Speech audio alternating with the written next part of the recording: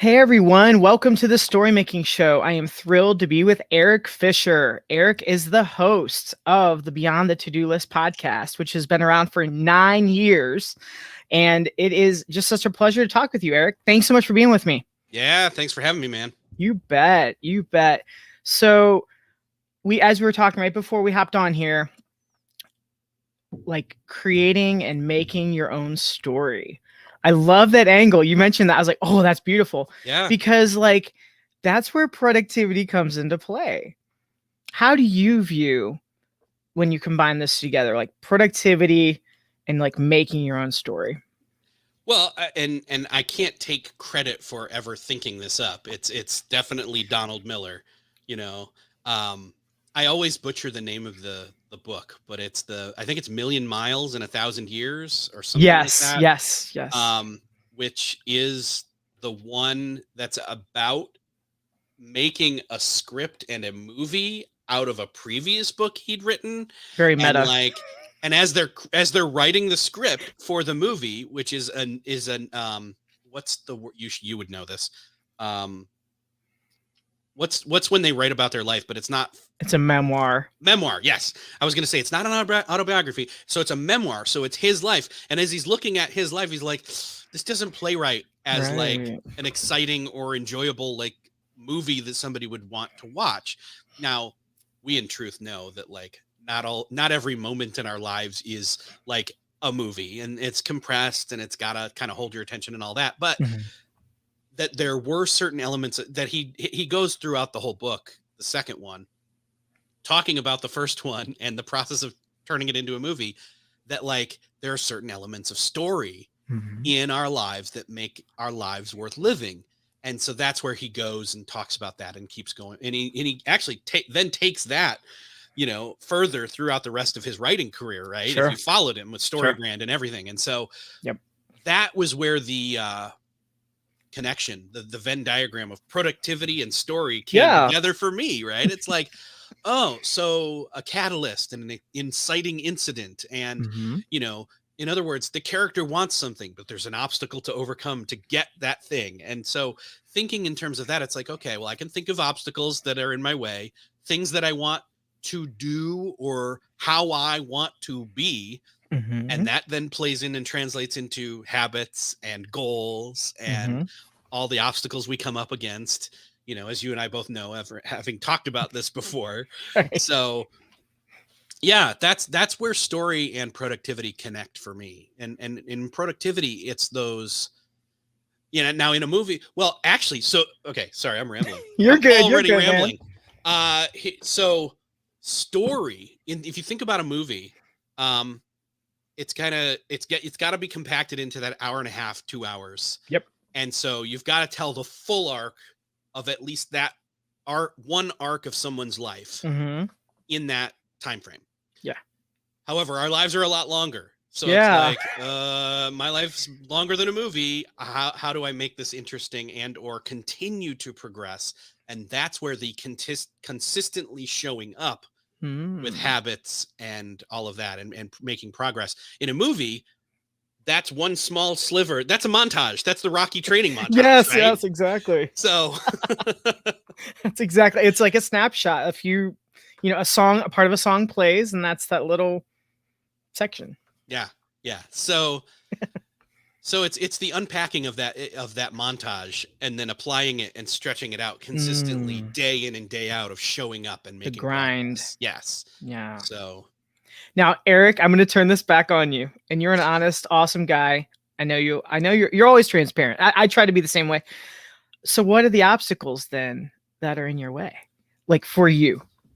Oh gosh. Well, because I'm sure many of us can relate. I'm not just saying it's not just you. I mean, we all can understand all these obstacles. I'm going to play the everyman here for a second and say, not knowing what you want or not unpacking that. Like you have this vague sense of, I want things to be different than they are, but you don't do the homework enough to articulate getting closer towards what that actual end destination, even though there'll be more beyond that destination of reaching that, what one of those milestones, in other words, would be, Right. And so not even doing that, but just having this malaise of, I don't like my life. I don't like my job or my family or my friends or my insert blank here, my government, right? Like, yeah, you could how many people pick did I an just list enemy off that you've been watching their social posts for the last couple of years, right? Right. So, and yet they're not doing anything about it,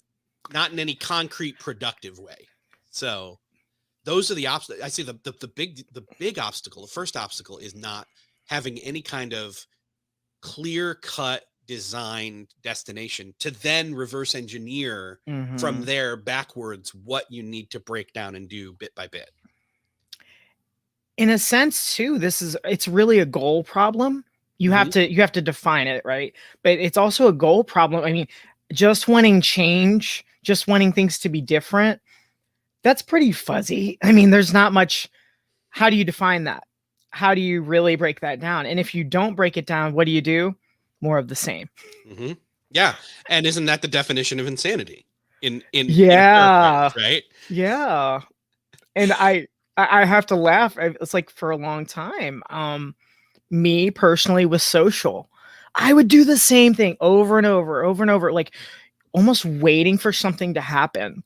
Like, okay, I'll just show up and I'll just tweet and that's it, or I'll just show up and I'll post and that's it. But like, there's a lot more to it. It's for me personally, it's always about relationships. It's not about like, I'm a billboard. Look at me. I'm going to post. And I'm all about the relationships. And when I shift that focus, like instead of just showing up and like, trying to be present in a billboard kind of way, but rather intentionally engaging, it's like, it's night and day for me. Yeah. Yeah. Same here. And in fact, that's a lot of the reason why I've cut back so much in terms of frequency of posting and even types of posting.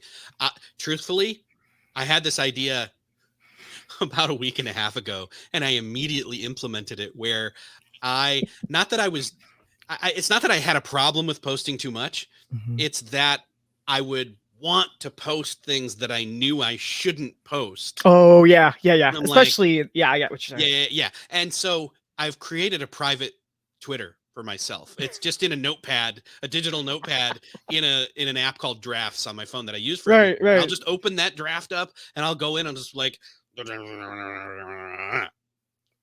then it's as if I sent it out into the world, but I didn't. Yeah. And then what I've done is I've actually gone back and looked at it and been like, there's something there though that I like about what I just didn't tweet that I could, I don't know, still be transparent, but like for lack of a better way to say it, not sanitize. It's not the right word. Maybe polish. Yeah. Polish. I mean, it's almost like a rough draft. Yeah. It's almost like that was draft one, pure emotion, pure response, Yeah. Here's the thing. Since this isn't me posting it on social, I'll go ahead and say one of them real quick, just because it's funny and you'll get the idea of what I'm doing. Let me open up that. There it is. I have a really hard time standing in lines in public when people are talking nonsense. So I'm standing in a line to pick up a prescription and the two people in front of me are talking about insert topic here. And I'm just like holding my tongue and just like, get out of here. And it's like, I'd love to tweet that, but it's being harsh. And it would be out there for everybody to see. Kind of could be seen as negative. And get me fired 7 years from now off a movie I'm working on, right? Right.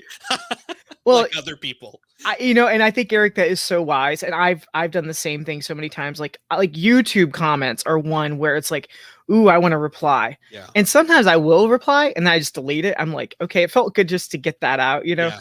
And yeah, I mean, people need more positivity. We also need more authenticity too. But like, nobody wants to see a feed of like mini rant. Yes. See, and that's the other thing is I want to try and stay as positive as I can, or at least if it's something negative, that it's not negative in a complaining or intentional, like, oh, like, I don't know, vague tweeting kind of a way. I want it to be I want to spin it into like, I am going to stop. I I don't like this, so I'm going to stop doing it or something like that. But I don't really do those that much either.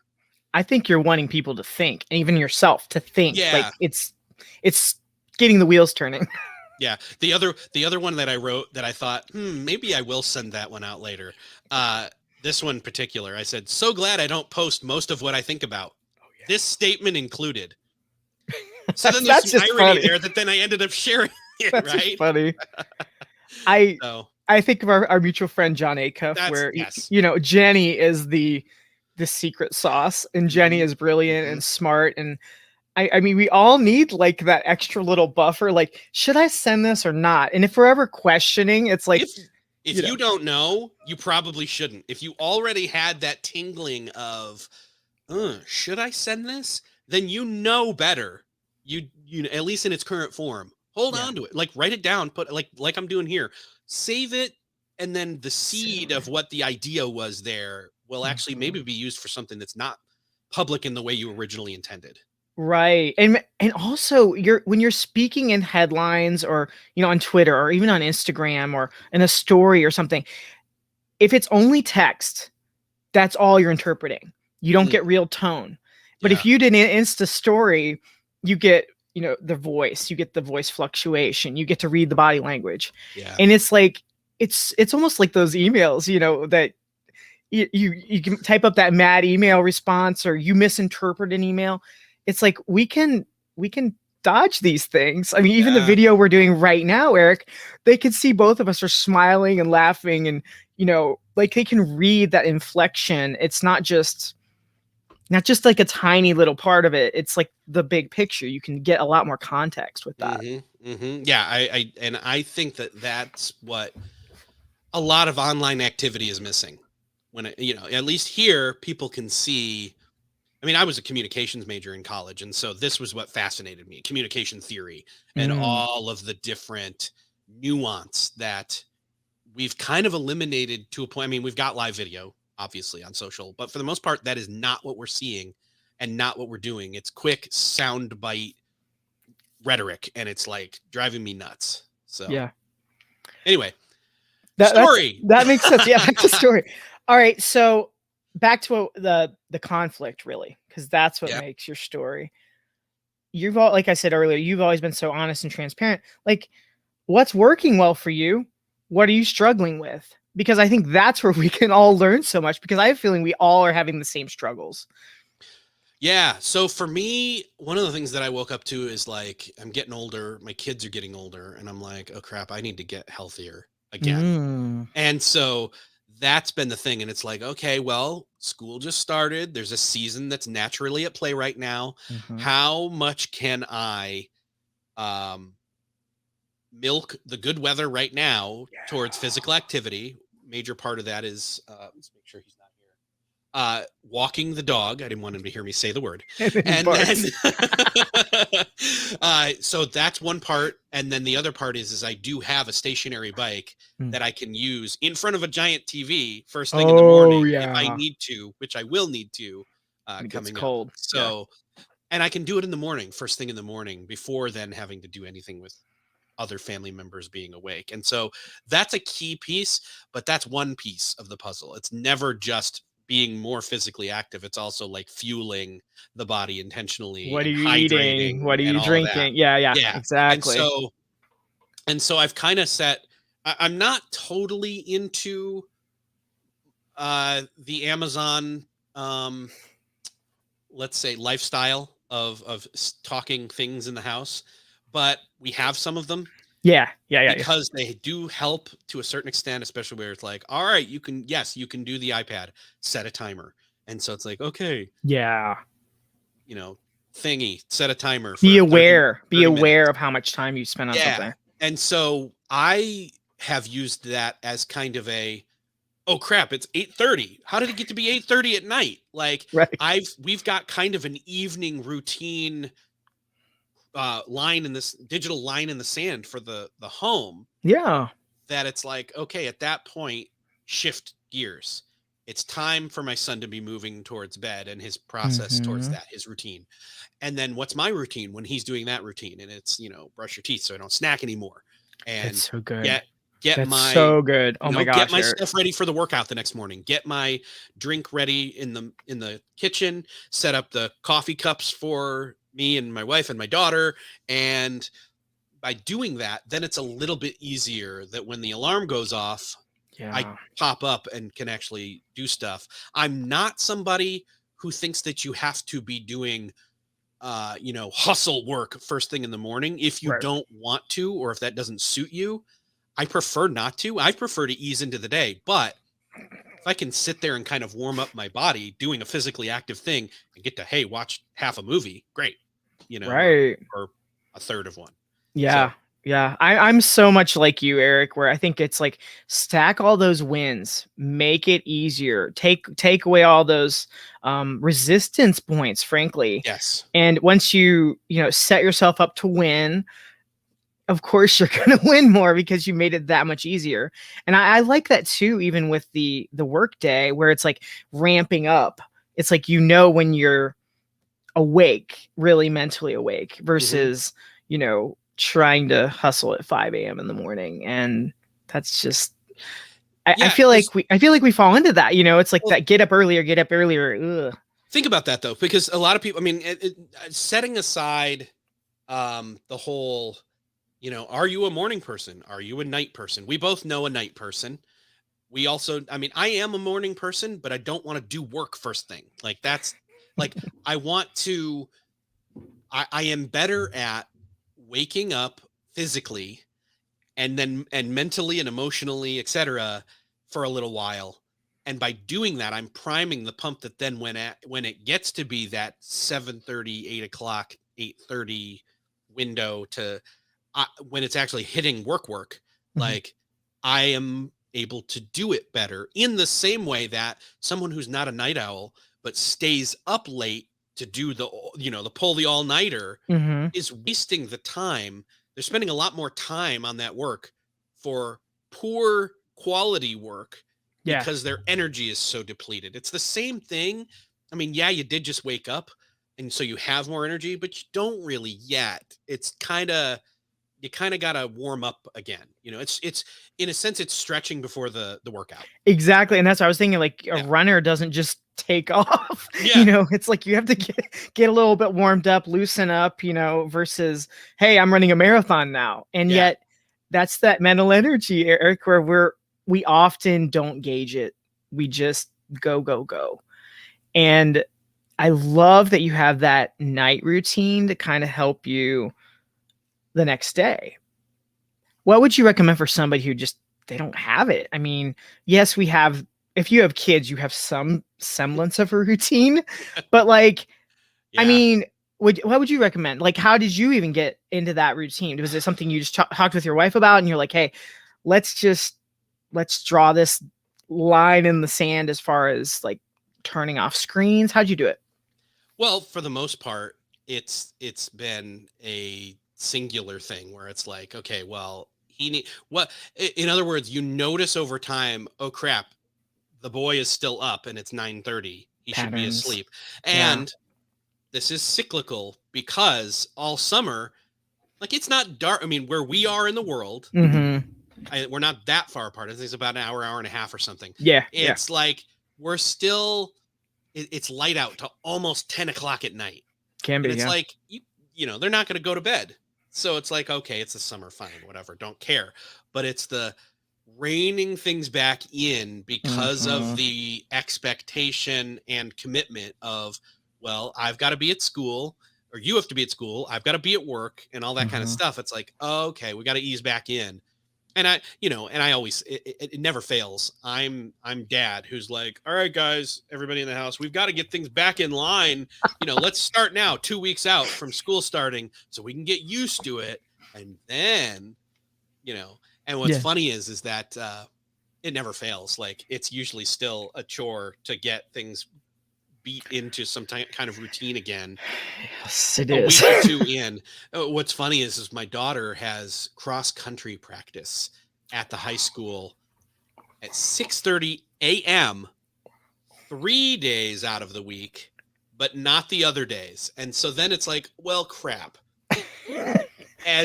One for her, but especially for me. Yeah, I'm with you. Yeah. 3 days out of the week, if I've got to get up at 5:30 and I'm used to getting up at like 6:30 to 7 for a while and liking that, suddenly it's like, well, I got to get up every single day at 5:30 now to make the 3 days that I have to get up then not actually miserable. work or not be walking around in a zombie coma. Right. So I've had to do that. So, but luckily, again, that's going to be something that changes, but I might keep it. I don't know. I like my sleep. I want my sleep. Maybe when time change comes, that'll be the that may be it. pivot point. It's actually, I think it's right before that. It's like at fall break, late October, that her practices stop. So we know there's a line in the sand coming that we'll hit seasonally. Isn't it so nice though to think of it as seasonal, like a season versus this is how things are indefinitely. Yes. I feel like that it's almost like the feast or famine approach there, when it's like, no, this is just a season. Like you can block it out, you can look at it and step back, objectively and say, wow, all right, well, this is just for cross country, or this is just this time, we can always, stretch or change that too. That's the nice thing. Our mutual friend, Mike Vardy, he's like, I don't start my year in December I don't start basically on January 1st.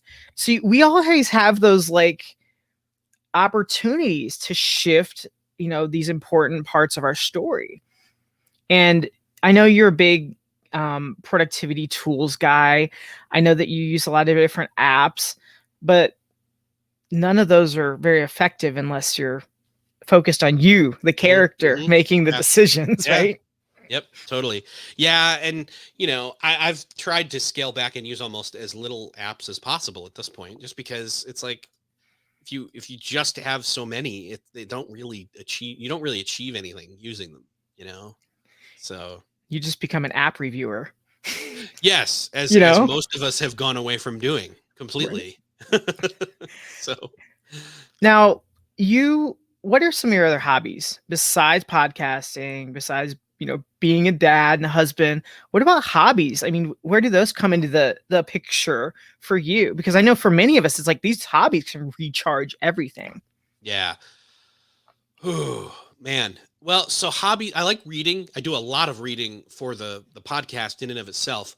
What I've tried to do with some success since about Christmas this last year, a little before Christmas 2020, Thanksgiving even, was start reading nonfiction. Well, I was already reading nonfiction, like a lot of business and thought type books. But I read, what's his name? Eric Idle, his autobiography, and it's like, oh, that was just refreshing to be able to read like somebody's thoughts that aren't, he's just telling individual stories about like him hanging out with George Harrison and Mick Jagger and the other Pythons. And it's like, this is really cool. It's not of consequence in I've got to do this for homework for a project. Right.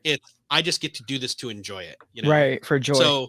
And then there's this year's been, there's the looming, the Beatles the Peter Jackson Get Back, Disney Plus Beatles and thing that's like coming in November. And yes, I remember seeing that. I think I saw an ad for it a while ago. It was a ways back, right, when they started promoting it. Yeah, originally it was supposed to be a film out in August, and now, true to Peter Jackson, he does everything really long and in threes. So it will be on Disney Plus 3 separate days, 2 hours each episode, and it's like, whoa, okay. So huge into like music and all of that kind of, so Beatles, U2, and a bunch of other favorite type bands, but like reading biographies and listening to music to hear the notes and things. What's really cool is like Apple's come out with this thing. It's basically Dolby Atmos sound, but they call it spatial audio. Yeah. And you can if it's through Apple Music, and if you have a certain kind of chip in your headphones, and I found a pair, it's called the Beats Flex. Okay. And I've heard of those. You pop them in your ears, and then it's wired, but then comes back around, and it's like one loop. Yeah, behind you. And so they're about $45 or something. They're Bluetooth, but they've bad. got the chip in it that lets that spatial audio work. It's the cheapest way you can get in on this. And trust me, if you've never heard this before, like in the same way, I would say it's a generation up from, remember we used to watch VHS tapes. Oh yeah. And then the first time you ever saw a DVD, you're like, whoa. Yep. But even more so was when you went from DVD to like HD and 4K. It's those increments.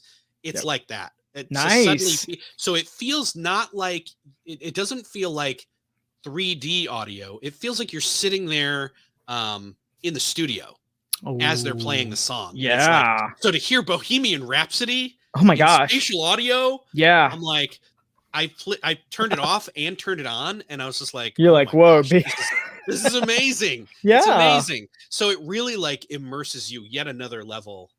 When you, I mean, we'd seen it with visual stuff, but I'm like, how can we all have 2 ears? How can you hear something any better than like the latest headphones? You know, that you, right. Like you reached a certain plateau. Well, apparently not. So that's really cool. And I'm thrilled to have someone on here talking more about music, because music in many ways has become the soundtrack to our lives. Yes. And I feel like we've kind of distracted the soundtrack a little bit with the phones. And, you know, even podcasts, there's so much content out there. It's easy to kind of migrate away from music. And I love music too. I play guitar still. And it's just something it's so easy to take for granted. So to hear someone so excited and passionate about that's really exciting. And let's be honest, how good are movies without incredible music? Yeah. Just saying. They're okay.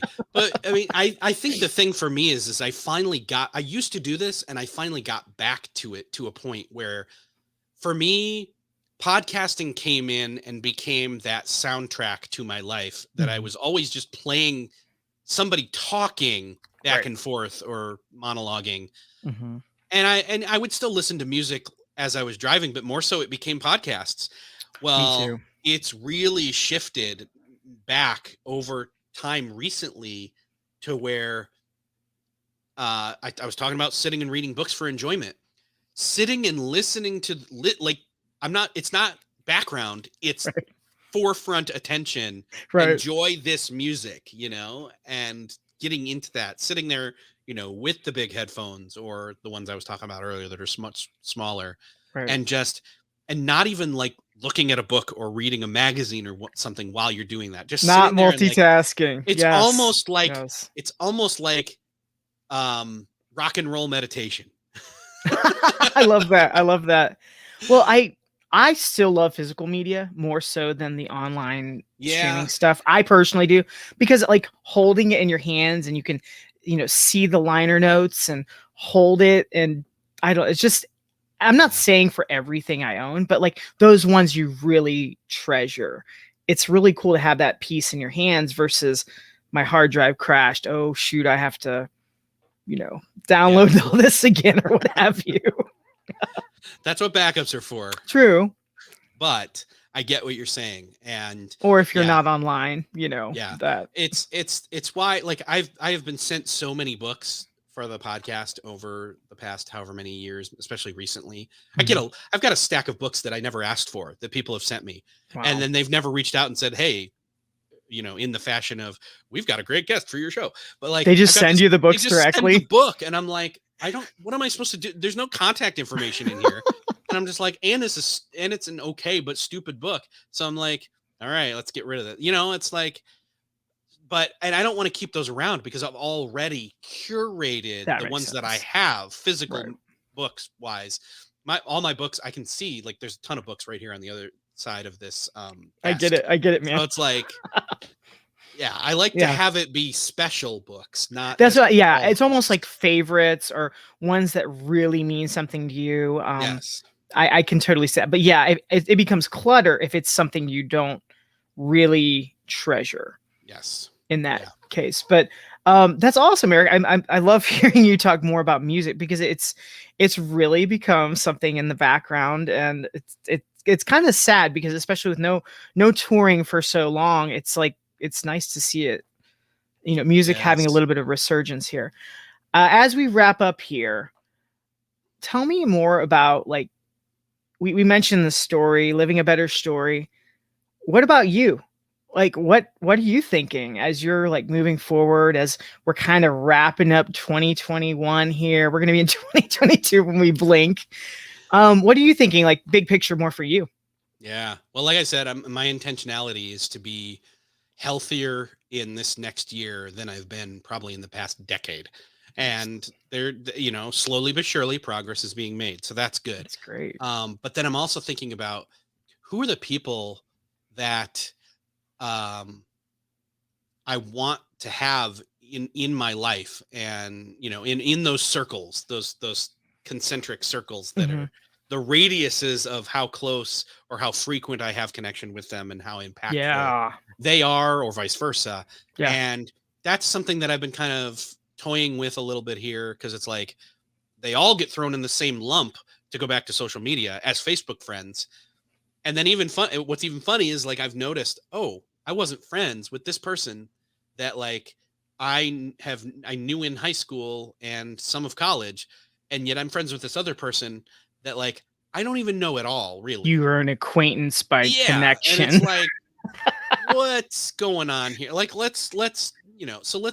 Reevaluate. Yeah. Reevaluate and reconfigure. Yeah. So that's just relationships in general, and then specific relationships. Where do I want to see those go in terms of, again, my kids are growing and I'm noticing that and feeling old. And so, and my wife. We all are. When kids don't know what a CD is, that's when I'm like, oh my gosh. Yeah. So there's that. And then, I don't know, just thinking in terms of, like, the different career changes that happen over time too, because it's been a while. Yeah. It's been, I don't know. Anyway, that's another, again, here, go back to, you don't really know what you want. So how are you going to get there? Well, I'm in the process of thinking about what do I want things to be like in that. Well, just intentionally taking the time to think about it could be the very first step for most of us. Like saying, okay, taking the wheel of life, pick an area, focus on one. For you mentioned health. That was a very clear area you wanted to work on. And that's why you're taking those intentional steps with health. And now you're, like, going around looking, career, relationships, or, social. I think it's a great exercise to think about, and to, like, set that timer. I think that boundary is huge for all of us to have some boundary. Otherwise, it's like it just goes off the rails and you get distracted. At least that's me. Yeah. It's almost the don't fall asleep to the.